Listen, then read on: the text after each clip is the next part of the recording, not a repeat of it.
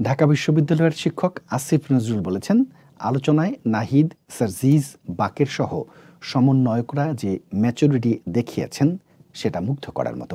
তারা খুবই লাকি যে তারা শুধু অভ্যুত্থানের নেতাই পাননি, তারা মনে হয় রাষ্ট্র গঠনের নেতাও পেয়ে গেছেন। মঙ্গলবার রাতে অন্তর্বর্তীকালীন সরকার গঠনের বিষয়ে আলোচনার পর বঙ্গভবন থেকে বেরিয়ে তিনি একথা বলেন। অন্তর্বর্তীকালীন সরকারের তালিকা এখনো চূড়ান্ত হয়নি জানিয়ে আসিফ নজরুল বলেন, তালিকা এখনই প্রকাশ করা হবে না।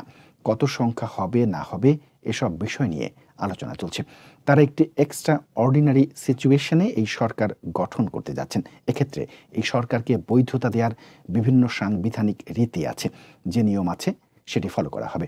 বৈঠকে বৈষম্য বিরোধী ছাত্র আন্দোলনের পক্ষ থেকে নোবেল বিজয়ী অধ্যাপক ডক্টর মোহাম্মদ ইউনূসকে প্রধান করে একটি অন্তর্বর্তীকালীন সরকার গঠনের প্রস্তাব করা হয়।